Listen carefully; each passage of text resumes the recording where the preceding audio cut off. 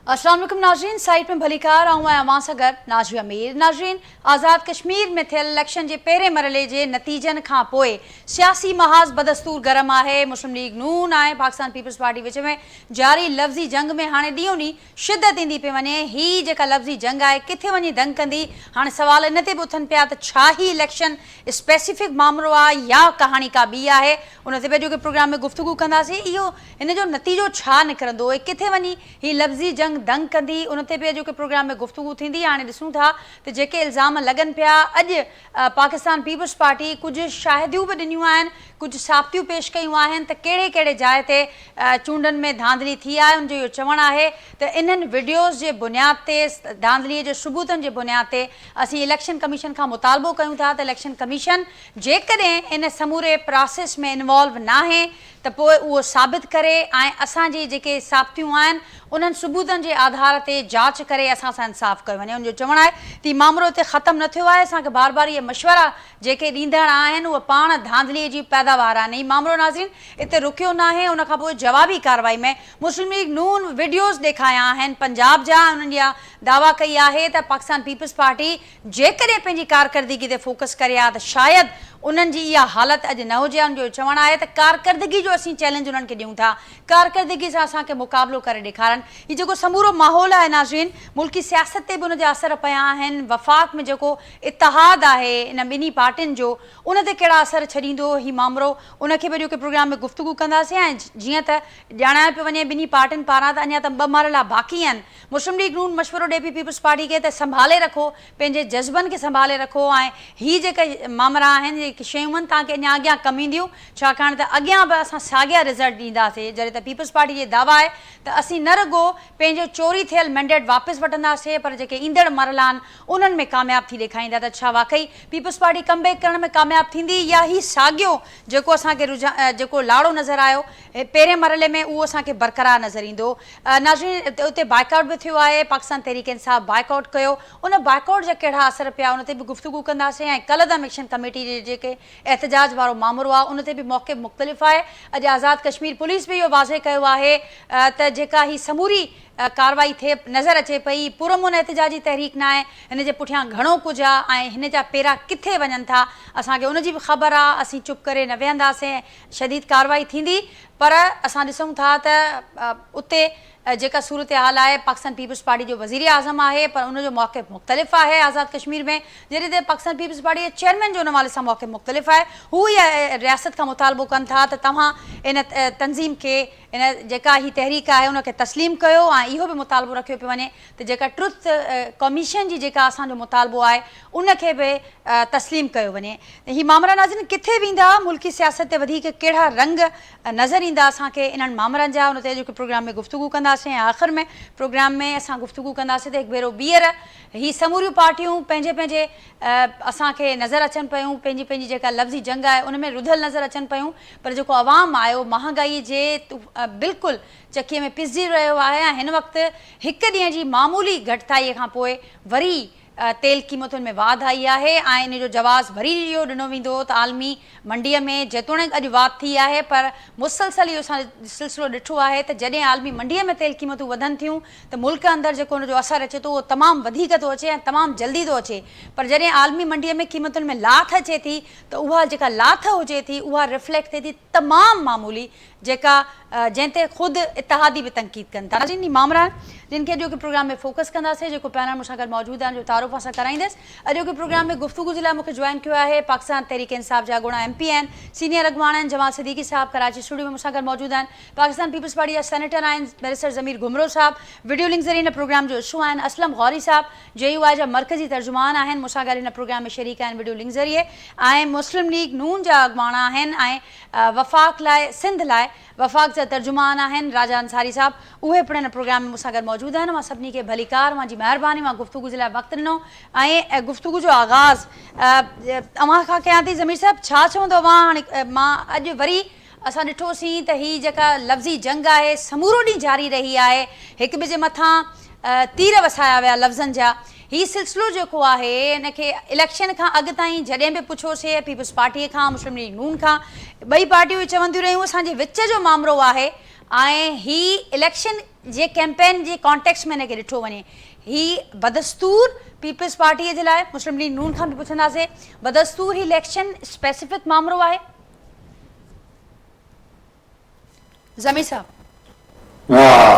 हा बिल्कुलु ही उहो दौर न आहे जो को दादलीअ खे लिकाए सघे वॾे पैमाने ते कश्मीर में दादली थी आहे ऐं कैप्चर कयो वियो पोलिंग स्टेशन्स खे ऐं असांजा जेके उमेदवार हुआ उन्हनि खे ज़ोरी हारायो वियो ऐं उन ते जेको आहे सो माण्हुनि में शदीद रद अमल बि आहे ऐं कश्मीर जी सूरत हाल ख़राब बि आहे ऐं टर्न आउट बि जेको आहे सो घटि थियो कश्मीर जी मजबूरी सूरत हाल जे करे उहे जेके एविडेंसिस आहिनि उहे माण्हुनि जे अॻियां आहिनि ही उहो दौर न आहे 88 वारो जो मुस्लिम लीग जी जेको आहे सो जेका धांधली हुई उहा जेको आहे सो तोड़े जो सुप्रीम कोर्ट उनखे असगर खान केस में वैलिडेट कयो त मुस्लिम लीग नवाज़ तारीख़ में कॾहिं बि इलेक्शन खटी कोन्हे का उहा 90 जी इलेक्शन हुजे उहा 97 जी इलेक्शन हुजे 2013 जी हुजे 2024 जी हुजे इहा ईअं ई कंदा आहिनि माना दादली करे पोइ जेको आहे इक़्तिदार में ईंदा आहिनि कॾहिं बि फ्री फेयर इलेक्शन जे ज़रिए दादली में न आया आहिनि ऐं कश्मीर में बि इहो ई थियो आहे त हिननि जेको आहे सो उते वॾे पैमाने ते दादली कई आहे उहे वीडियोज़ उहे एविडेंसिस सभु आहिनि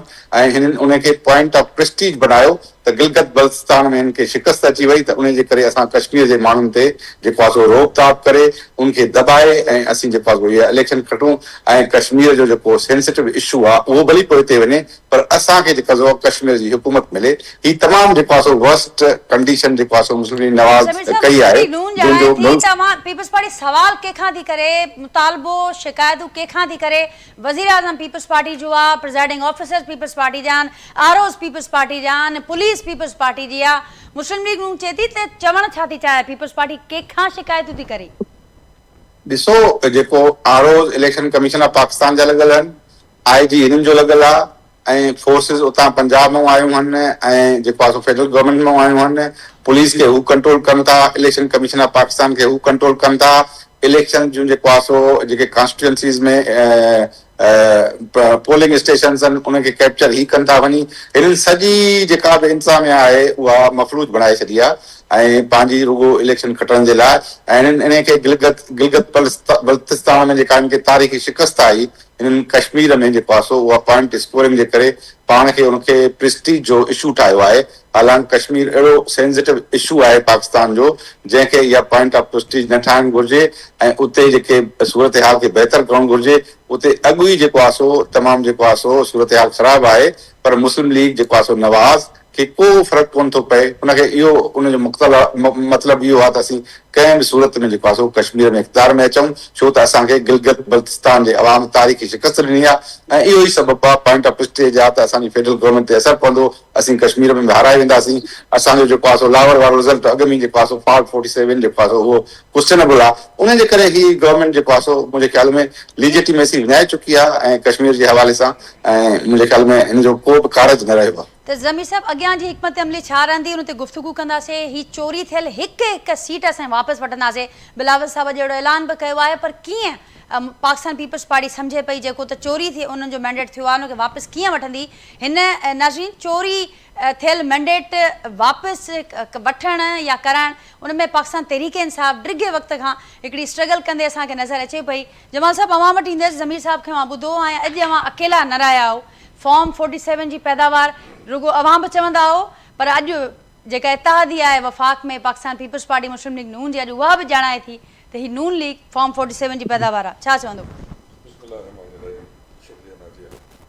नाजिया ॾिसो इहो ॻाल्हि त अॼु खां न बल्कि 15 साल पहिरें खां इमरान ख़ान साहिबु चई रहियो आहे कि जॾहिं बि ही कमज़ोर थींदा PTI जे साम्हूं ही ॿई जमातूं अलायंस में वेंदियूं ऐं ही ॿई गॾु थी वेंदा अच्छा ॿिन्ही जमातनि जो को नेचुरल इतिहाद तो कॾहिं रहियो बि न आहे ऐं बदकिस्मती पीपल्स पार्टी पाण खे जमहूरी जमात चवंदी आहे ऐं असां हिन ॻाल्हि जी क़दुरु कंदा आहियूं त हू शहीदनि जी जमात आहे त पर नून लीग कॾहिं बि को जमहूरी जमात न रही आहे मुंहिंजी ऑब्ज़र्वेशन आहे बीइंग ए पॉलिटिकल वर्कर पर उन जे बावजूदि पीपल्स पार्टी इन फॉर्म 47 जे वज़ीर आज़म ठाहिण जे लाइ पूरी मदद कई पूरी सहूलियतकारी कई त हिन फॉर्म 47 जे वज़ीर आज़म खे ठाहियूं अच्छा अञा बि अलायंस बरक़रार आहे ऐं बलोचिस्तान में बि अलायंस बरक़रार आहे अच्छा तव्हां हिकिड़ी जमहूरी जमात आहियो तव्हांखे इहो फ़ैसिलो करण महिल सोचणु खपे कि तव्हांजो इहो क़दम तारीख़ में लिखियो वेंदो।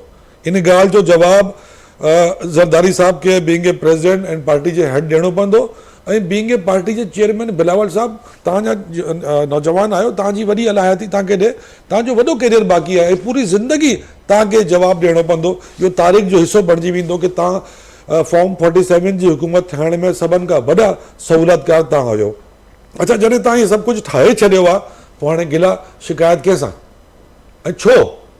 तव्हां डिज़र्व कोन था कयो कि तव्हां पीपल्स नून लीग गवर्नमेंट सां तव्हां शिकायत था कयो। कल्ह खां वठी सॼी पीपल्स पार्टी प्रेस कॉन्फ्रेंस थी करे टीवी ते वेठी आहे। यू कांट डिज़र्व बिलावल साहब, तव्हां पंहिंजे हथनि सां ई सभु कुझु कयो आहे, ऐं जॾहिं सभु कुझु पंहिंजे हथनि सां माण्हू कबो आहे त पोइ ख़ामोश थींदो आहे, बर्दाश्त कंदो आहे। तव्हां में बर्दाश्त आहे कोन। तव्हांखे GB जी गवर्नमेंट मिली, तव्हां ॾाढा ख़ुशि हुयो। इहो सभिनि खे ख़बर आहे कि अगरि हिकिड़ी रियासत GB अगरि तव्हांखे ॾिनी आहे त ॿी रियासत नून लीग खे मिलंदी। प्री प्लान सब कुछ थे पियो। जेको राणा सनाउल्लाह टीवी ते वेही ॻाल्हाए पियो कि ये हम ऐसे कर देंगे, हमें इतनी सीटें मिल जाएंगी, हमें सब कुछ मिल जाएगा, मूंखे ॾाढो दुख थियो तो राणा साहब कि अगरि को सपोर्ट करे थो त उन सपोर्टर खे टीवी ते बदनाम न करणु खपे। राणा साहब खे कि जेतिरी खुली ॻाल्हि राणा साहब टीवी ते करे पियो थो, हेतिरी सीटूं खीसे में आहिनि, फलाणो माण्हू हारिजे पियो, पीपल्स पार्टी जो प्राइम मिनिस्टर जो कैंडिडेट बि हारिजे पियो, असां खटियूं पिया, अञा उते इलेक्शन ई कोन थी आहे, हू त सेकेंड थर्ड स्टेज में ईंदी। पर राणा साहब एॾो बदनाम न करे पंहिंजे सपोर्टर खे त टीवी ते वेही हुनजी सभु ॻाल्हियूं खोले। त मुंहिंजो पॉइंट सिर्फ़ु इहो आहे त पीपल्स पार्टी गिला कंहिंसां थी करे? नून लीग सां न। अचो फ़ैसिलो कयो। बिलावल साहब, इहो फ़ैसिलो करण जो वक़्तु आहे, छाकाणि त तव्हां मोहतरमा शहीद जा पुटु आहियो, जुल्फ़िकार अली भुट्टो जा तव्हां नाने जो, त उनजी तव्हांजी उनखे साख तव्हांखे बरक़रार रखणी आहे। ॾिसो, नवाज़ शरीफ़ ऐं शहबाज शरीफ़ जो कैरियर त उहो सभिनि जे साम्हूं आहे, पर तव्हांजे वॾनि जी क़ुर्बानियूं आहिनि। फ़ैसिले जो वक़्तु आहे, जेकॾहिं हेॾियूं ॻाल्हियूं साम्हूं अची चुकियूं आहिनि ऐं ही मामिलो हाणे ज़ाहिर आहे इलेक्शन कैंपेन्स खां तमामु अॻियां निकिरी चुको आहे, त हाणे फ़ैसिले जो वक़्तु आहे। हाणे इलेक्ट में कंप्लीट आहे जी, हाणे फ़ैसिले जो वक़्तु आहे कि जंहिं असेंबली में तव्हां वेठा आहियो, 47 जे प्राइम मिनिस्टर की सपोर्ट था कयो, त तव्हांखे अगरि इहो ख़ौफ़ आहे कि अगरि हिन सां सपोर्ट कढंदासीं त शायदि असांजो प्रेसिडेंट न रहे। ॾिसो, सियासत में सख़्तु फ़ैसिलो त करिणो पवंदो।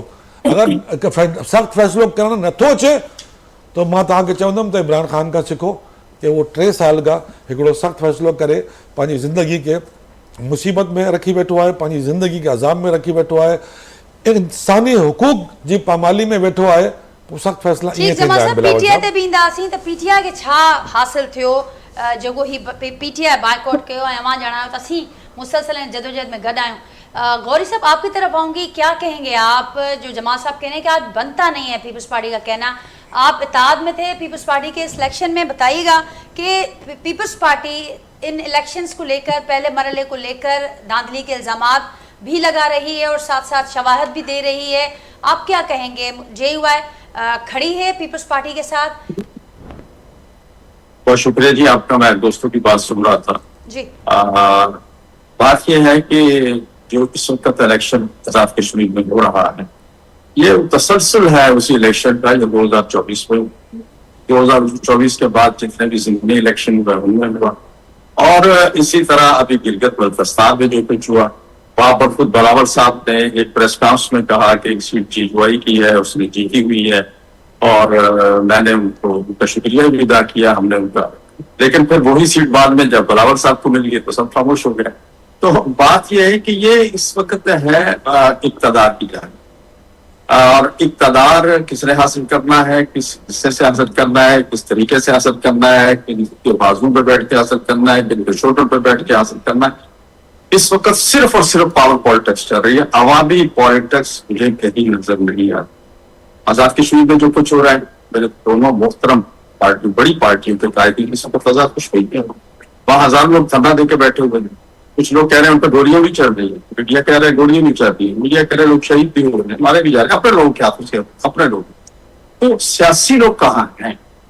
जब सियासी लोग खामोश हो जाते हैं, सियासी हुकूमतें पीछे हट जाती हैं, तो फिर अदारे स्ट्रॉन्ग होते हैं, फिर अदारे अपने डिसीजन लेते हैं। तो सियासीदानों ने तो वहां को डिसीजन लिया, हमें उन्होंने बार बार कहा, उनके वफद आते रहे, रात भी मेरे रास्ते मिलते हैं, उनके लोग आते रहे, वो कह रहे हैं कि हम आप आगे बढ़े, हम आप पर एतमाद कर रहे हैं, आप इनके साथ बैठ के मामला सेट कर दें। कोई इतना बड़ा मामला नहीं है, देखिए मेरी बात सुन लीजिए, कोई इतना बड़ा मामला नहीं था। मैं तो थोड़ा सा इशू से आगे चला गया। तो खैर मैं ये कहना चाह रहा था कि वहां पर जो इस वक्त इंतखाब हो रहे हैं, मेरे दोस्त जो बात पहले कर रहे थे, मैं उसी को थोड़ा सा करूंगा कि तो हमने गिलगित बल्तिस्तान के इलेक्शन के दौरान एक आवाज चारों तरफ से आई थी और उसके बाद में दबा दिया गया कि गिलगित पीपल्स पार्टी का है और आजाद कश्मीर मुस्लिम लीग का होगा।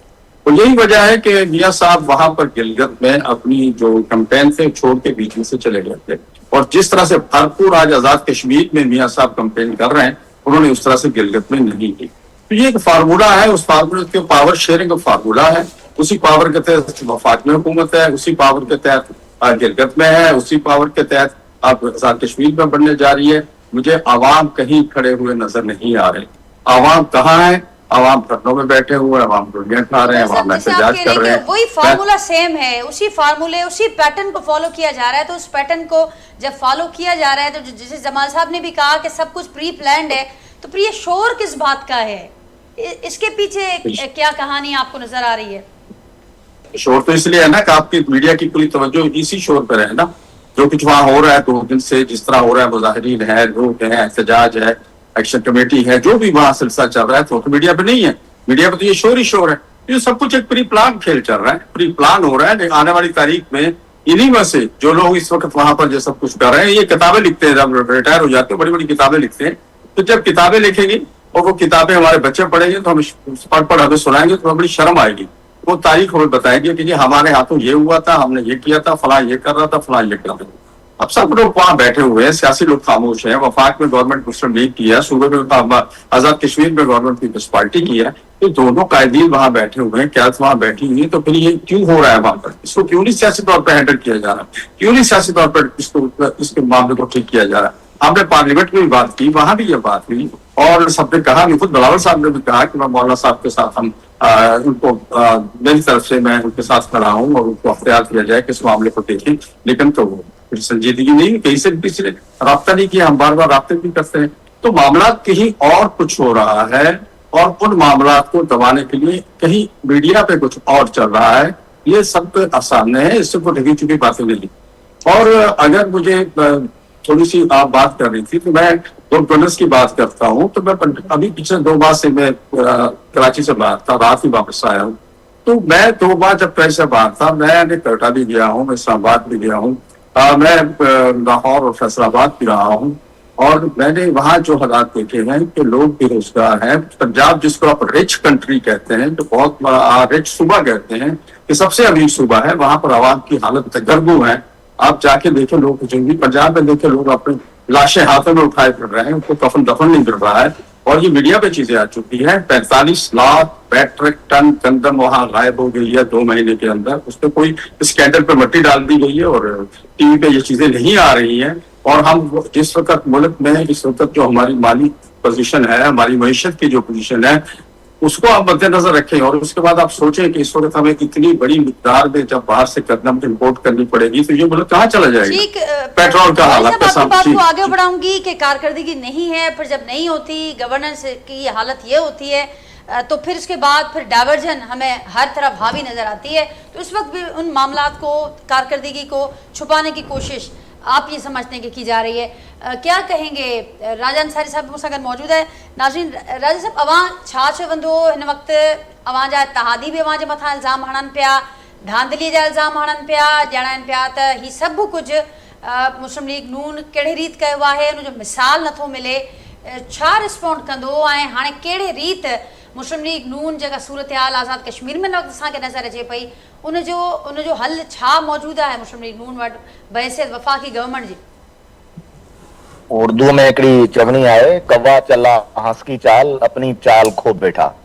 हाणे पीटीआई जी जेका तर्ज़ सियासत हुई, मुंहिंजे ख़्याल में बिलावल साहब पंहिंजी नो उमिरि जे करे उन सियासत जे वर चढ़ी वियो आहे, ऐं उनखे उहा सियासत शायदि इमरान ख़ान जी ऐं पीटीआई जेका तर्ज़ सियासत आहे उहा तमामु घणी उनखे अट्रैक्ट करे थी। त जिते बि तव्हां हारायो उते धांधली जो शोर कयो, मञो न, ऐं कंहिंजे बि मैंडेट जो एहतराम न कयो। बिल्कुलु उअं जीअं CM KPK सिंध में अची करे पाकिस्तान पीपुल्स पार्टी जे मैंडेट जी तोहीन अची कई ऐं हुन चयो त पीपुल्स पार्टी जाली मैंडेट ते वेठी आहे त मां सम्झां थो त ही हिकिड़ो PTI जे तर्ज़ सियासत खां मुतासिर थी करे हुन हिकिड़ो पंहिंजो बयानियो ठाहियो आहे। हक़ीक़त ईअं न आहे।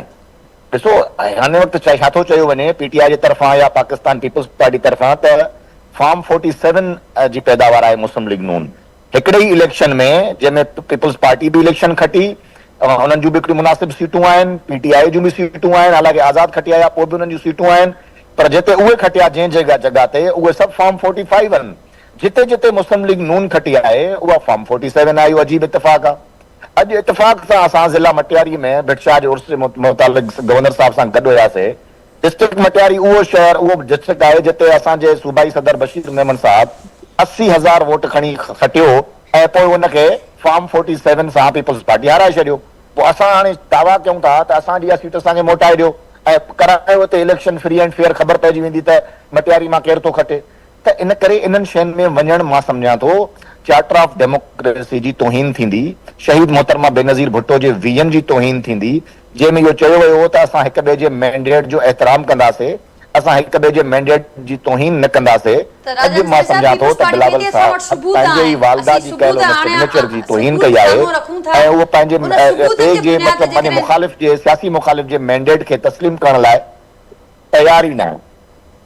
ठीक त राजन साहब पीपल्स पार्टी ॼाणाए पई त असां वटि सबूत मौजूद आहिनि अॼु सबूत कुझु ज़ाहिर बि कया विया आहिनि हू ॼाणनि पिया त उन्हनि सबूतनि जे आधार ते जेकॾहिं मुस्लिम लीग नून या इलेक्शन कमीशन हू मुतालबो कनि था त उन सबूतनि जे आधार ते जांच थी वञे त सभु कुझु साम्हूं थी वेंदो वाज़े थी वेंदो। ट्रुथ कमीशन जो बि हवालो ॾियनि था त उहा तजवीज़ पीपल्स पार्टी रखी चुकी आहे उन ते वफ़ाक़ी सरकार बि अञा ताईं ख़ामोश आहे ऐं उन ते को काग भराई हिन वक़्त ताईं नथी आहे। हू सम्झनि पिया त ही मां अर्ज़ु करे वञा हिन वक़्तु मूं वटि बे एतिरा वीडियोज़ मौजूद आहिनि जंहिंमें पाकिस्तान पीपुल्स पार्टी जे कश्मीर जे अॻुवाणनि जे घर में बैलेट पेपर्स खणी विया आहिनि ऐं उते धांधली करण जी कोशिशि कई वई आहे ऐं उते जेके पटवारी आहिनि जेके उतां जा तहसीलदार आहिनि उहे उते मुलविस आहिनि धांधली करण में इन क़िस्म जा वीडियोज़ असां वटि बि मौजूद आहिनि। ॾिसो जॾहिं एतिरे वॾे पैमाने ते इलेक्शन थींदी आहे पूरी डिवीजन में इलेक्शन थींदी आहे त हिकु ॿ वाक़ियो अहिड़ो पेश अची वेंदो आहे उनखे बुनियादु बणाए तव्हां इहो नथा चई सघो त पूरी जी पूरी इलेक्शन धांधली थी आहे। ऐं ॿी ॻाल्हि इहा आहे त उते त सॼो इंतज़ाम जेको हुया आहे उहो पाकिस्तान पीपुल्स पार्टी जे हथ में आहे। सॼी मशीनरी ब्यूरोक्रेसी पुलिस हर हिकु शइ पाकिस्तान पीपुल्स पार्टी जी मौजूद आहे। उते हुकूमत आहे उते ई निज़ाम न आहे जीअं असां वटि हिते पाकिस्तान में थींदो आहे त इलेक्शन थियनि त पोइ पहिरियों केयर टेकर हुकूमत अचे पोइ वरी इलेक्शन कमीशन इलेक्शन कराए उते त केयर टेकर हुकूमत जो तस्वुर ई कोन्हे। जीअं जमाल साहब हिते ज़िक्र कयो या असलम गौरी साहब त हेॾा आवाम जा हिन महिल इशूज़ हलनि पिया महांगाई अलॻि असां ॾिसूं पिया ॿियनि हंधनि ते बि असांखे बहिरान नज़र अचे पियो पर ही सॼा इशूज़ हिकिड़े पासे थी विया आहिनि ऐं हिन वक़्तु रुगो जेका डिबेट असांखे नज़र अचे पई उहो रुगो हिन लफ़्ज़ी जंग ते फोकस थिए पई त वफ़ाक़ी सरकार हाणे ही ख़तम कीअं कराईंदी मामलो। मां अर्ज़ु कयां मीडिया एतिरो फोकस हुन ते न करे मीडिया ॿियूं शयूं बि ॾेखारे महांगाई बि ॾेखारे मीडिया ॿिया करप्शन जा स्कैंडल्स बि ॾेखारे पर हिते सवाल इहो आहे त जिन मैंडेट वरितो आहे अवाम खां हू पंहिंजो कमु छो न पिया करनि मीडिया त ॾेखारे पियो। मां अर्ज़ु कयां जिते जिते अवामी मैंडेट मुस्लिम लीग नून खे हासिल आहे उते तमामु ज़ोर ऐं शोर सां कमु हले पियो तरक़ियाती मंसूबा बि हलनि पिया उते असां अवाम जी ख़िदमत बि कयूं था साफ़ सुथरा पंजाब बि हले पियो उते बसिस बि हलनि पियूं उते रोडनि ऐं रस्तनि जो जार बि विछाए वञनि था। असां वटि हिते मां बदकिस्मती इहा आहे त असां पंहिंजे गिरेबान में झांकण लाइ तयार न आहियूं। सिंध हिन वक़्तु सिंध जो हशर आहे सिंध में कचिरो ऐं गंदगी जा केतिरा ढेर लॻल आहिनि सिंध में सेवरेज निज़ाम कीअं आहे सिंध में माण्हुनि वटि नालियूं कोन आहिनि सिंध में पीअण जो साफ़ पाणी न आहे इन ॻाल्हि ते को बि डिबेट करण लाइ तयार न आहे।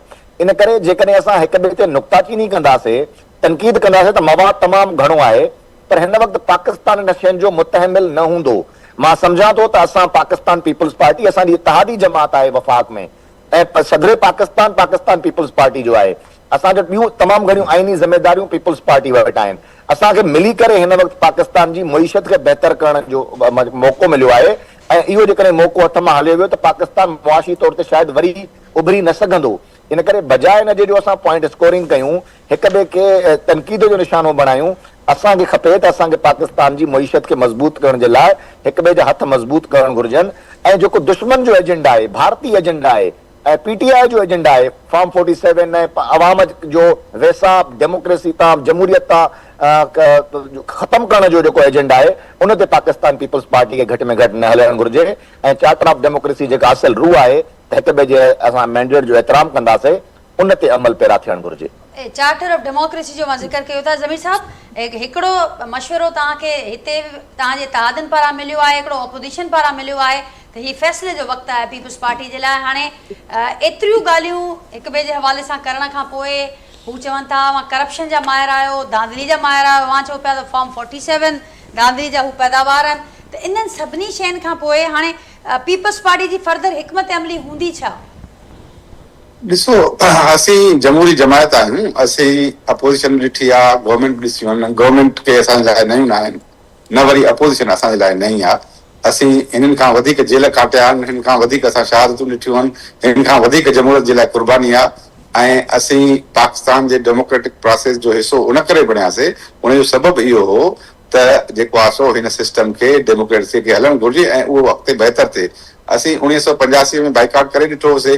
उन खां पोइ जेके धांधलियूं थियूं, पाकिस्तान पीपल्स पार्टी सां ई धांधलियूं थियूं, 90 वारी धांधली थी, 97 वारी थी, ऐं पंहिंजो 2013 में थी, इवन 24 में थी। पाकिस्तान पीपल्स पार्टी जे ख़िलाफ़ इहे धांधलियूं थींदियूं आहिनि ऐं पाकिस्तान पीपल्स पार्टी उन्हनि जो मुक़ाबिलो कंदी रहंदी आहे। ऐं बाक़ी जेको सिंध में जेको आहे पीपल्स पार्टी मां त GBA वारी इलेक्शन खां पोइ कश्मीर जी इलेक्शन ताईं पहुचण ताईं अहिड़ो छा थियो जो पीपल्स पार्टी जो सवाल करण ते मजबूर थी आहे त रियासत खे ॾिसणो पवंदो, सोचणो पवंदो त हू मुस्लिम लीग नून जे मुफ़ाद खे तरजीह ॾींदी या क़ौमी मफ़ाद खे तरजीह ॾींदी? अहिड़ो छा थियो आहे हिन विच में? ॾिसो, छा न थियो आहे, मतिलबु इहो तव्हां चयो छा न थियो आहे। ॾिसो, असीं नेशनल इंट्रस्ट में जेको आहे को पाकिस्तान मुस्लिम लीग सां हुकूमत ठाही ऐं नेशनल इंट्रस्ट में ठाही, छो त असीं पहिरियों बिलावल भुट्टो ज़रदारी PTI खे दावत ॾिनी त अचो तव्हां हुकूमत ठाहियो, ऐं उनजे करे असीं डेमोक्रेटिक प्रोसेस जो हिसो बणियासीं। हाणे जॾहिं तव्हां अलाइज़ आहियो, उते तव्हां सां धांधली थिए, उते फ्री फेयर इलेक्शन न थियनि, तव्हां अलाइज़ बि आहियो, तव्हां हिकिड़ो ॿियनि खे फ्रॉड करे अचो, पोइ इलेक्शन में ॿियनि सां बि करे अचो, वरी उन अलाइज़ सां बि कयो, त ज़ाहिर आहे त जेको आहे सो शयूं जेको आहे सो ईअं न रहंदियूं जीअं आहिनि। इन जे करे ई गिलगित बल्तिस्तान में जॾहिं हिननि खे माण्हुनि थोड़े छॾियो त हीउ जेको आहे सो उते कश्मीर में हिननि चयो त हाणे कंहिं बि सूरत ते, ऐं कश्मीर में इशू छा हो, 12 सीटुनि जो हो। बिलावल भुट्टो ज़रदारी साहब क़ौमी असेंबली में तक़रीर कंदे चयो त अचो त हिन इशू खे हल कयूं, छो त इहो इशू जेको आहे सो पॉलिटिकल आहे ऐं कश्मीर जो आवाम चए थो त इहे जेके 12 सीटूं आहिनि, हीउ 12 हाणे जेको आहे सो असां ते माण्हू मुसलित कनि था। हुननि इहा प्रपोज़ल ॾिनो त जेके माण्हू उतां इलेक्ट थियनि था उहे जेको आहे सो 22 सीटूं रिज़र्व सीटुनि जे तौर ते जेको आहे सो उनखे चूंडनि। पर हिननि जेको आहे सो चयो त न, असीं इहो न कंदासीं, ऐं कश्मीर जी सूरत हाल तमामु ख़राब थी पई। कश्मीर इहो नंढो मसइलो न आहे त कश्मीर को नंढो मसइलो आहे, Kashmir is a very sensitive issue.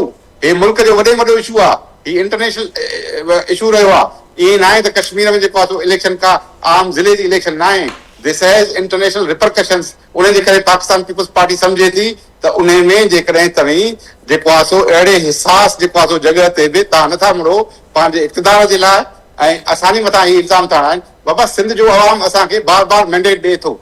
इहो बशीर मेमण खे बुरी तरह ते शिकस्त अची वई, उते कंहिं बि मुस्लिम लीग जी हिकिड़ी बि सीट सिंध मां न आई। असांजूं सीटूं हुननि पंजाब में जेको आहे सो जेको आहे सादरीन पंजाब में, सेंट्रल पंजाब में ज़ोरी ज़बरदस्ती कयूं। ही मुस्लिम लीग आहे ई धांधली जी पैदावार, ही जनरल ज़िया जी पैदावार आहे, ऐं हुनजे कुख मां जेको आहे पली आहे। ही हाणे असांखे जेको आहे जमहूरियत जो भाषण न ॾियनि, ही इहो ॾिसनि त ही जेका हिननि धांधली कई आहे इन जा रिपरकशंस आहिनि, ऐं असीं जेको आहे सो इहे रिपरकशंस जेको आहे सो इहे थींदा पॉलिटिकल सिस्टम में। ऐं इहे असांखे चवंदा मईशत खे सही था कयो, मईशत पाकिस्तान जो सभिनी जो इंट्रस्ट आहे, कंहिंजो इंट्रस्ट न आहे। चार्टर ऑफ डेमोक्रेसी में तव्हां पाण वायोलेशन कई, नवाज़ शरीफ हलियो वियो कोर्ट में गिलानी साहब जे ख़िलाफ़, त हिनखे लाहियो वज़ीर आज़म खे, पाण बि वायोलेशन कयूं।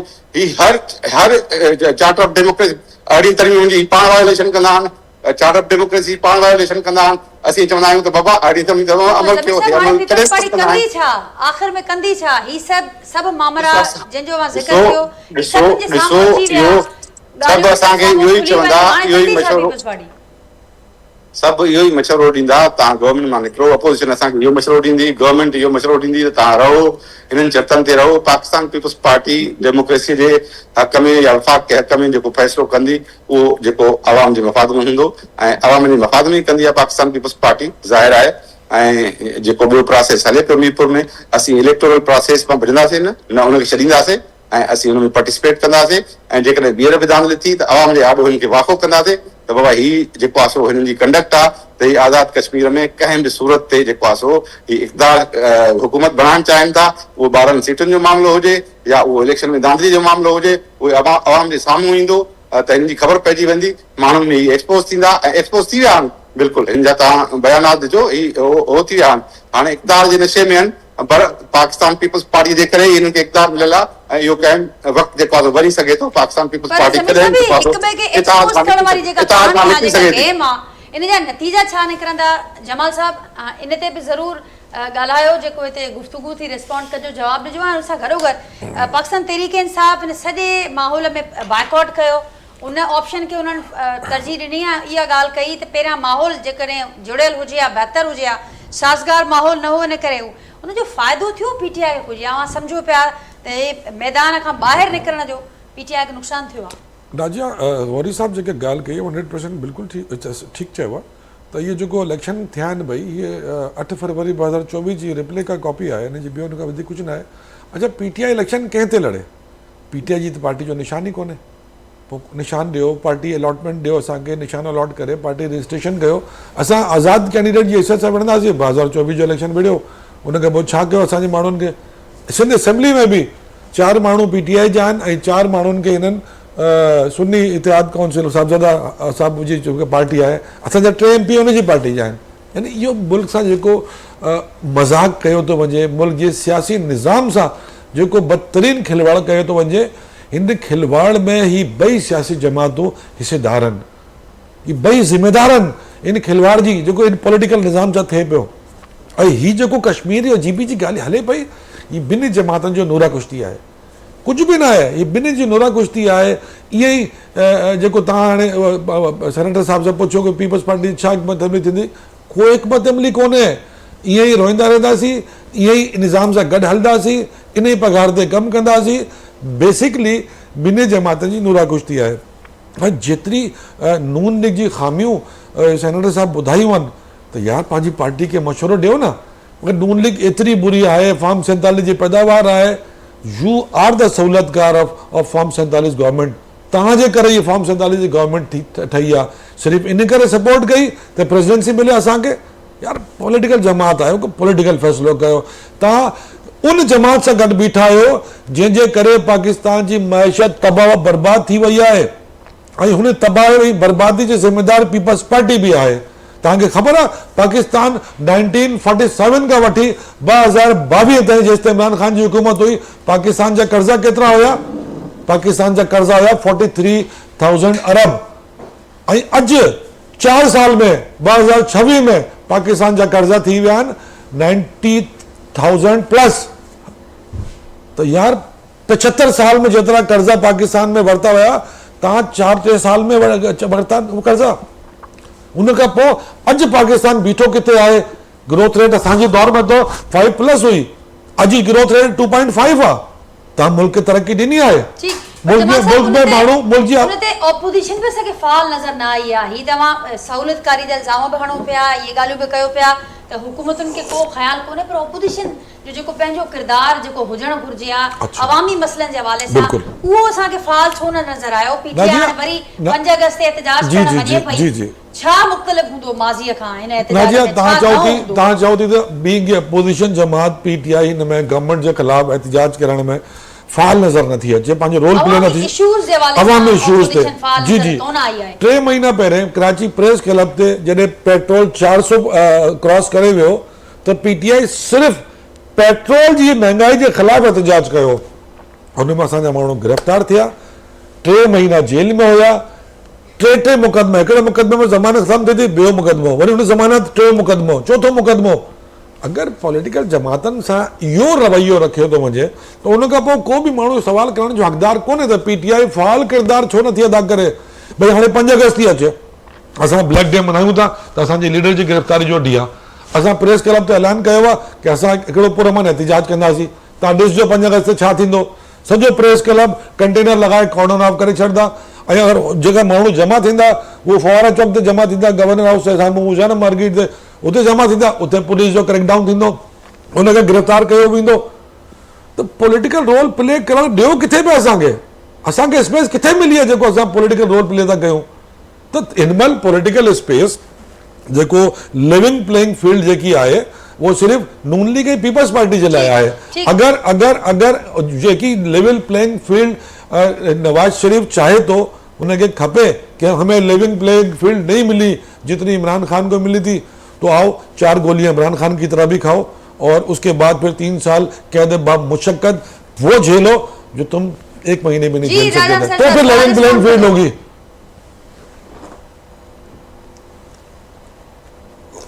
राजन साहब से राब्तो करने की कोशिश की। असलम गौरी साहब क्या कहेंगे आप, ये एक दूसरे को एक्सपोज करने का ये जो सिलसिला में नजर आ रहा है, जो नूरा कुश्ती नजर आ रही है, इसका नतीजा क्या निकलेगा, क्या निकलते देख रहे हैं आप? देखिए, मैं जो बात कर रहा था, मेरी बात का तसलसल था तो टाइम ज्यादा हो गया था, इसलिए मैंने थोड़ा सा छोड़ा उसको। तो मैं थोड़ा सा अपना जो ज़ाती एक्सपीरियंस है वो शेयर कर रहा था आपसे कि पंजाब में इस वक्त जितनी भी ये आपके मिले हैं, अदारे हैं, बंद हो गए हैं, लाखों लोग वहां पर बैठे इस वक्त बेरोजगार हो गए। और मैं जब 2 माह के बाद रात कराची आया तो मुझे बड़ा फख्र हुआ कि कराची हमारा सिंध जो है बड़ा डिसिप्लिन पे चल रहा है। मुझे पहला मैसेज मेरे घर वालों से मिला कि भाई तुम आपका खाना तैयार करना है या नहीं करना है, गैस 9:30 बजे तक चली जाएगी। घर आ गया हूँ, सुबह नमाज पढ़ के बैठा था तो छोटे भाई ने मुझे कहा कि भाईजान आप अभी नहाने जोहर की बजाय, मैं क्यों भाई कह रहा आज पानी का नहावा। मैं अभी बैठा ही बात कर ही रहा था कि मैंने कहा अभी मैंने तो 3 बजे शो भी करना है, मैंने वादा किया हुआ है। तो उन्होंने कहा यार देख लें कहीं बिजली ना चले जाए, या तो बीआरटी की वजह से बिजली जाती है और 2-2 दिन नहीं आती है। अब इन सब बातों के बाद छोटा बेटा मेरे पास अभी बैठा है, वो कह रहा है ये मोबाइल लेके नीचे नहीं जाना वरना ये मोबाइल आपके पास नहीं रहेगा। तो सिंध में तो आप डिसिप्लिन में आ गए। या तो मैं सिंध में आया हूँ तो मैं डिसिप्लिन में आ गया हूँ। मैं ये बात अर्ज करना चाहूंगा कि जो इन्होंने काम करना है वो नहीं कर, जो इनकी कारकर्दगी उस तरफ इनकी तवज्जो नहीं है दोनों पार्टियों की, और दोनों पार्टियां मरकज में भी शेयर होल्डर हैं। आज पीपल्स पार्टी ऐलान कर दे कि हम हुकूमत के साथ नहीं है तो 1 घंटे में ये हुकूमत खत्म हो जाएगी। पीपल्स पार्टी चार्टर और डेमोक्रेसी की बात करती है, बहुत अच्छी बात है, लेकिन उसके और भी बहुत से पहलू हैं। सिर्फ इक़्तिदार नहीं है, उसमें अवाम की फलाह की भी चीजें हैं और भी चीजें हैं। बाकी अगर इस तरह से अपोजिशन का गला दबा के हमने थोड़ा सा आप बात कर रही थी अपोजिशन क्या करें, आपने कहा जो काम हुकूमतों का था वो नहीं हो रहा। एक आम आदमी की रूटीन भी आपने बताई और किसी हद तक रिलीफ मिला कि आप भी उन चीज़ों को फेस कर रहे हैं, लेकिन ये एक आम आदमी की रूटीन है जिससे नज़र आता है कि जो इक़्तिदार के मज़े लूट रहे हैं उनका कोई लिंक नज़र नहीं आता। लेकिन साथ साथ जब हुकूमतों पे आप बात कर रहे हैं तो साथ साथ ये भी बताएं कि जो हुकूमतें काम नहीं कर रही वो नहीं अदा हो रहा, तो फिर अपोजिशन के लिए क्या काम बचता है और वो रोल फिर क्यों नहीं अदा हो पा रहा। वही सवाल आपसे भी होगा जवाब साहब की तरह कि फाल किरदार अपोजिशन का क्यों नहीं नजर आता। मां नाजिया हिकिड़ो मिनट मां जेकॾहिं अर्ज़ कयां सभिनी दोस्तनि मूंखे टारगेट कयो आहे पार्टी खे जी, मां तो अर्ज़ करणु चाहियां थो जी। राज साहब वफाकी सरकार ज़ाहिरा हुकूमत में आयो तो सब ॻाल्हाइनि पिया। जी जी बिल्कुल बिल्कुल ॻाल्हाइनि था, ॻाल्हाइण हक़ बि आहे ऐं असांखे हर तनक़ीद बर्दाश्त भी आहे। मेरी बात पूरी नहीं हुई थी, चले करने वाले सब पर मां हिकिड़ो अर्ज़ ज़रूरु रखणु चाहियां थो। उहो अर्ज़ इहो आहे त मां पहिरियों बि इहा ॻाल्हि कई त ॾिसो माण्हू असांखे ॾिसनि था, पाकिस्तान पीपल्स पार्टी, मुस्लिम लीग नून, वफ़ाक़ में इत्तेहादी जमातूं आहिनि। असां कल्ह ताईं हिक ॿिए जे मथां पीटीआई जी जेका तनक़ीद आहे उनखे डिफेंड कंदा हुआसीं। अॼु असां मिली करे जेका हिक ॿिए जे झंडा पुट कई आहे, हिक ॿिए जे छिती तनक़ीद था कयूं, बिलो द बेल्ट हलिया विया आहियूं, इहा शइ मुनासिब नाहे। असां हिक तरफ़ ॻाल्हि कयूं था त बाबा सिंध में रोडनि रस्तनि जी हालत ख़राब छो आहे, चवनि था मुस्लिम लीग नून ज़िया जी पैदावार आहे। बाबा सिंध में माण्हुनि जो हेॾी वॾी करप्शन, हेॾी वॾो जेको स्कैंडल थियो सिंध पब्लिक सर्विस कमीशन जो, नौकरियूं खपाए छॾियो, चवनि था साईं नवाज़ शरीफ़ ज़िया उल जी पैदावार आहे। असां कॾहिं इहो तानो ॾिनो आहे त ज़ुल्फ़कार अली भुट्टो तारीख़ जो हिसो आहे न, त ज़ुल्फ़कार अली भुट्टो अयूब खान खे डेडी चवंदो हुयो। असां कॾहिं इहो चयो आहे तारीख़ में जेकॾहिं वेंदासीं तारीख़ तूं भयानक आहिनि। तारीख़ में त पोइ वेंदासीं त पोइ त कोई बि माण्हू हिते कोन बचंदो। इन करे बजाए हिन जे जो असां हिक ॿिए जा कपिड़ा लाहिण शुरू कयूं, असां हिक ॿिए खे उघाड़ो कयूं, असां हिक ॿिए ते छिती तनक़ीद कयूं, बिलो द बेल्ट हलिया वञूं, असांखे हिन वक़्तु मुस्बत सियासत करणु घुरिजे। ॾिसो दुनिया जूं सियासतूं तब्दील पियूं थियनि, असां अञा ताईं 90s जी सियासत में 80s जी सियासत में वेठा आहियूं। इहा शइ असांखे मुनासिब न आहे। नौजवान अॼु जो ॾिसे थो असांखां एक्सपेक्ट थो करे त ही का जदीद ॻाल्हि कंदा, ही का मुस्बत ॻाल्हि कंदा, ही मुल्क खे अॻिते वठी वेंदा। असां छा पिया कयूं? असां साॻियो ई पुराणियूं ॻाल्हियूं, इहे ॻाल्हियूं हाणे ख़तम थी वयूं। इहे इल्ज़ाम लॻाए तॾहिं त मोहतरमा बेनज़ीर भुट्टो ऐं नवाज़ शरीफ़ साहब चार्टर ऑफ डेमोक्रेसी कयो। बाबा ही असां हिक ॿिए खे जेकॾहिं ईअं जमहूरी क़ुवतूं हिक ॿिए सां ईअं आम्हूं साम्हूं बीहंदियूं त पोइ गैर जमहूरी क़ुवतुनि खे तक़वियत मिलंदी। इन करे पाकिस्तान खे तरफ़ न वठी वञो। हिकिड़ो मिंट राजा मां जवाब ॾियां त जेके एलिगेशन्स आहिनि जमाल साहब जेको आहे सो हणे थो विद ड्यू रेस्पेक्ट, इहे एलिगेशन्स करप्शन जा कहिड़ी पार्टी ते न लॻा। हाणे हिननि जो पंहिंजो लीडर जेको आहे करप्शन में जेको आहे अंदरि आहे, भली इहे हुनखे करप्शन न मञनि, पर उन्हनि जो माना इहो मिसाल इहो आहे। ऐं तव्हां पोइ हुनखे तारीफ़ करो था, अयूब खान खे भुट्टे साहब कढियो इम्तिहान मां। करप्शन जी ॻाल्हि कयो था, असीं बार बार चूंडी था अचूं, आवाम जो मैंडेट वठी था अचूं। इहे जेके लघु इल्ज़ाम था आणो त छा आहे जेको आहे सो ही फलाणो इल्ज़ाम फलाणो इहे इल्ज़ाम ई रहिया। जेकॾहिं तव्हां ते इल्ज़ाम आहिनि कूड़ा आहिनि त पोइ तव्हां ॿिए ते इल्ज़ाम कीअं था आणो? तव्हां पाण चओ था न इहो कूड़ो इल्ज़ाम। असीं त मुसबित सियासत इहा था कयूं त फ्री एंड फेयर इलेक्शन करायो तव्हां। इहा त खटियो था त फ्री एंड फेयर आहे। तव्हां कीअं आया 2018 में? 2018 में तव्हां कीअं आया हो? चढ़ी आया हो, भाजपा के फादर चवंदा हो। तव्हांजी कहिड़ी जेको क्रेडिबिलिटी आहे इहो त ॿुधायो न। तव्हांजे कहिड़ा डेमोक्रेटिक क्रीडेंशियल्स आहिनि? तव्हां कीअं गवर्नमेंट हलाई? नए एफआई ज़रिए गवर्नमेंट हलाईंदा। मेरी बात रह गई। जेकर इल्ज़ाम आणो था त ॿुधण लाइ तयार रहो। बाक़ी जेको तारीख़ खे मसब करणु, तारीख़ में हर को ॼाणे थो त ज़ुल्फ़िकार अली भुट्टो जो किरदारु कहिड़ो आहे, शहीद बेनज़ीर जो कहिड़ो आहे, ऐं असांजो कहिड़ो आहे जमहूरी मूवमेंट में। असीं सभिनी पार्टी सां गॾु हलणु चाहियूं था। असीं 26 तरमीम में JUI सां गोरी साहब जेको आहे सो विटनेस हूंदो त गॾु हुयासीं। असीं 27 तरमीम में बि जेको आहे सो इलाही पार्टियुनि खे चयो त अचो त गॾिजी कयूं। अहिड़े नमूने सां असीं चऊं था त इवन डेमोक्रेटिक जेके फोर्सिस आहिनि उहे गॾु थियनि, हिकु भली घटि प्रोग्राम ते गॾु थियनि, पर जेकॾहिं इहा इल्ज़ाम तराशी हलंदी त पोइ सभिनी पार्टियुनि ते थींदी। ऐं रुॻो असीं जेको आहे हुन में करप्शन जेको एस्टेब्लिशमेंट जेको आहे सो मर्कज़ जो डायरेक्शन आहे त हीअ पार्टी करेक्ट आहे, उहो तव्हां था हलायो। इहो कंहिंजी सपोर्ट था कयो तव्हां? पीपल्स पार्टी जे ख़िलाफ़ किथे सबूत जेको आहे सो आसिफ ज़रदारी साहब जेको आहे सदारत खां मुफ़्त में ॾींदा हुआ। असीं त डेमोक्रेटिक मैंडेट कटियो आहे, उन खां पोइ आहियूं इहो मुफ़्त ई सदारत आहे जो असां छो छॾियूं? असां सदारत हली वेंदी, छाजी हली वेंदी, असांखे परवाह आहे छा? उदनि जी असां गवर्नमेंट खां ॿाहिरि बि रहिया आहियूं, अंदरि बि रहिया आहियूं। इन सां को फ़र्क़ु थो न। बाक़ी डेमोक्रेटिक फोर्सिस जेकॾहिं गॾिजनि थियूं, पाकिस्तान पीपल्स पार्टी अॻु में उन्हनि सां जेको आहे राब्ते में रही आहे, अॻु में उन्हनि खे जेको आहे सो असीं ॻाल्हि कंदा रहिया आहियूं। प्रेसिडेंट ख़ुदि पार्लियामेंट में ख़िताब कंदे चयो त पॉलिटिकल पार्टीज़ खे गॾिजणु घुरिजे डेमोक्रेटिक प्रोग्राम ते।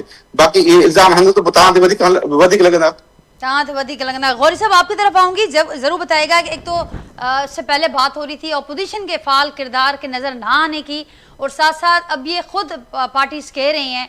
अब कल को हम ये मंजर देखते हैं कि अगर यहाँ पर मखलूद हुकूमत बनती है आज़ाद कश्मीर में, तो ये पार्टियाँ जो एक दूसरे के ऊपर संगीन करप्शन के इल्ज़ामात, धांधली और सारे मामला हो चुके हैं, अवाम का क्या एतमाद रह जाएगा इस सारे प्रोसेस पर? देखिए, मैं वो बात वही कर रहा था कि अपोजिशन क्या करे। कुछ तो मेरे भाई जमाल ने बताया आपको। हम 2024 के इंतखाबात के बाद बाकायदा एक तहरीक की शक्ल में, और वो तहरीक ऐवान नहीं मैदान के नाम से, और हमने जलसों के जरिए हुकूमत को उसको प्रेशर बढ़ाया। अभी आपके सामने कराची, बशीर, चारसदा के बाद जैसे हम कसूर में दाखिल हुए तो तूफान बदतमीजी खड़ा हो गया। हालांकि वो सियाको समाज से हटा के पूरा सिर्फ इसलिए कि ये एक अपोजिशन पार्टी की शोर मचारी, इसी का तो इसको बैकफुट पे ले जाओ, इसको दबाओ। और फिर ये एक अजीब तमाशा शुरू हुआ कि जो हमारे दोस्त थे वो भी कहने लगे, हर आदमी जज बन गया, कोई कहे माजरत करे, कोई कह रहा माफी करे, हर आदमी जज बन के खड़ा हो गया। मीडिया अलहदा जज है, सियासतदान अलहदा जाते हैं, गुजरा अलहदा जज है। बात यह है, मैं समझता हूँ कि हम लोगों ने माजी से कुछ नहीं सीखा। मेरे भाई ने भी बहुत अच्छी बात की, जरदारी साहब इतना सा जेल में रहे, उनकी पूरी जिंदगी जवानी जेल में गुजर गई। मुझे ये बताएं उन पर क्या आपने साबित किया? या नवाज शरीफ को इतनी दफा जेल में डाला गया, उसके बाद क्या हुआ? माशाल्लाह की हुकूमत है। इसी तरह इमरान को भी आजकल जेल में डाला हुआ है। तो हमने माजी से क्या सीखा है? तो हमने क्या वही करना है जो इससे पहले होता रहा? ये तो मेरा ख्याल हमें उससे सबक हासिल करना चाहिए। अगर आज हम उससे सबक हासिल करते हैं तो आज की अपोजिशन के साथ वो नहीं करना चाहिए जो कल दोनों बड़ी पार्टियों के साथ हुआ है। और तीसरी चीज, मैं आखिरी एक जुमला कहना चाहूंगा। राजा साहब, हमारे राजा अंसारी साहब मेरे दोस्त के साहबजादे हैं, नौजवान है, एनर्जेटिक है, उनको एक जुमला कह देना चाहिए था जमीर भाई को कि जी गिलगित में जो कुछ हुआ और उस पर हम खामोश रहे तो आप आजाद कश्मीर में खामोश हो जाए, तो इसमें हमारी भलाई। जी, जो वो आपने कह दिया जुमला जमाल साहब। जो असलम भाई ने बात की ना, बड़ी बड़ी खूबसूरत बात है कि जब आपको पता है कि गिलगित आपको दिया गया और कश्मीर आपको दिया जाएगा, अच्छा पता सब होता है, लेकिन क्योंकि आवाम को बेवकूफ़ बनाना होता है इसलिए ये सारी ड्रामे, तकरीरें और प्रेस कॉन्फ्रेंसेस चलती रहेंगी है ताकि आवाम मसरूफ़ रहे और इनकी तरफ फोकस रहे। फोकस अगर जो अभी भाई अंसारी ने बात की कि अगर हमने सिर्फ यही 90s की सियासत करनी है तो हम आज भी वही कर रहे हैं, हम आज भी इल्ज़ामात लगा रहे हैं, हम आज भी बहस कर रहे हैं। हाँ, हम दोनों जमातें, यानी हमसे मुराद पीपल्स पार्टी, नून लीग, दोनों जमातें इस फेडरल गवर्नमेंट का हिस्सा है। दोनों जमातों ने अपने अपने मंशूर में ऐलान किया था कि 200 हम आपको सपोर्ट देंगे और 300 यूनिट्स की सपोर्ट देंगे, तो दोनों हुकूमतों के मिला के 500 यूनिट हो गए। अवाम के लिए क्या सोचा? को 5 यूनिट फ्री दिए आपने, अवाम को नहीं दिए। आज गैस, बिजली, पेट्रोल, बेरोजगारी कहाँ पे खड़ी है? आप दोनों मिलके उसके बारे में क्या सोच रहे हैं? नहीं सोचते। आप आज अवाम पेट्रोल के साथ जो मजाक हो रहा है आप उसके बारे में नहीं सोचते। मैशत कहाँ पे खड़ी है उसके बारे में नहीं सोचते। आज बदकिस्मती से जब आप दोनों साथ हो ही गए हो तो मेहरबानी करके इस 25 करोड़ अवाम का भी सोच लो। लेकिन होगा क्या एंड में आपको बताऊं, होगा ये कि जो ये अवाम है ना वो आप दोनों को साथ देख देख के इतना बदजन हो चुकी है, इतना बदजन हो चुकी है कि आप दोनों का सियासी कैरियर खत्म हो जाएगा और उसके बाद हम दोनों इस मुल्क में हुकूमत करेंगे और इस मुल्क को तरक्की देंगे। हम दोनों, मैं अवाम की बात कर रहा हूँ, आप किसी तरह और क्यों सोच रहे हैं? ठीक जमाल साहब। राजा साहब फाइनल कमेंट हमारे। ये कह रहे हैं कि जिसको मौलाना डीजल कहते रहे वो और ये लोग मिलकर हुकूमत नहीं, मैं अवाम की बात कर रहा हूँ। ख्याल लिए मैं अवाम की बात कर रहा हूँ जिसने 8 फरवरी 2024 को लाखों वोट दिए थे, जिसकी बुनियाद पे आज ये फॉर्म 47 की हुकूमत बनी हुई है। मौका मिल चुका, वो अवाम ने वो मौका दिया था। तो नहीं, अवाम ने तो 24 में मौका दिया, अवाम 28 में भी मौका देगी, इंशाल्लाह देखिएगा आप। जी राजी, एक चीज का हमें आज इकरार कर लेना चाहिए। जो है सब सियासतदान इस वक्त हम चारों बड़ी पार्टियां यहाँ बैठी हुई हैं, एक चीज का आज हम इकरार कर रहे हैं, मेरा ख्याल इसी में हम आगे फ्यूचर हमारा इसी में चलेगा कि इस वक्त जो इंतखाबात हुए हैं 24 में या इस वक्त इंतखाबात हो रहे हैं जो गिलगित में, जो आजाद कश्मीर में, या जो असम्बलियां इस वक्त मार्ज वजूद में हैं, चाहे किसी भी सूबे की हो, चाहे वफाक की हो, वो सब 47 से हैं, चाहे वो पीटीआई के हैं, चाहे जीपीआई के हैं, चाहे पीपल्स पार्टी के हैं, चाहे लीग के हैं। सच बात को कौम के सामने आना चाहिए। हमारे जब से इस मुश्किल से बाहर नहीं निकलेंगे, जब तक हम इस मुश्किल से बाहर नहीं निकलेंगे, यकीन करें मुल्क के लिए फायदा नहीं होगा और हम सियासी जमातों का बहुत बड़ा नुकसान हो रहा है। अवाम में जाए, अवाम हमें बहुत गलत अल्फाज से हमें याद कर रहे हैं। मैं समझता हूँ हमें हालात की तरफ देखना चाहिए। हम पुराने लोग हैं, हम तहरीकों के लोग हैं, हमने माडी की तहरीक चलाई, हमने कोड़े भी खाए, सियासत भी की, हमने पीडीएम की तहरीक भी चलाई, आपके सामने है। हम तरीकों में रहने वाले लोग और सियासतदान हैं। सियासतदान अगर सियासत में रहते हुए अपने साथ ज्यादती करेगा तो मैं समझता हूँ मुस्तकबिल में बहुत मुश्किल आपका एंड नोट आपने बड़ा अच्छा दे दिया और इसी पर प्रोग्राम का एंड भी करूंगी। ज़मीर गुमरो साहब वांजी बड़ी मेहरबानी, राजा अंसारी साहब, जमात सिद्दीकी साहब, नाज़रीन वांजी भी बड़ी मेहरबानी। नाज़रीन सभिनी जी गुफ्तगू वहाँ ॿुधी ऐं छा थिए पियो, छा न थियो, छाजे करे थिए पियो ऐं हाणे छा थियणु घुरिजे, ही सभु सियासतदान उन खां वाक़िफ़ आहिनि, पार्टियूं वाक़िफ़ आहिनि ऐं हाणे कहिड़ी रीति इन समूरनि मामरनि खे साम्हूं रखंदे अॻियां जो रस्तो ॾिसनि थियूं उहो हाणे असांखे वक़्तु ॿुधाईंदो। पंहिंजे फीडबैक खां असांखे आगाह कजो जो कि प्रोग्राम में थियल गुफ़्तगू जे हवाले सां सुभाणे मां सां मुलाक़ात थींदी सेम टाइम ते नए मौज़ूअ ऐं महिमाननि सां गॾु। तेसिताईं ॾींदा इजाज़त, अल्लाह हाफ़िज़।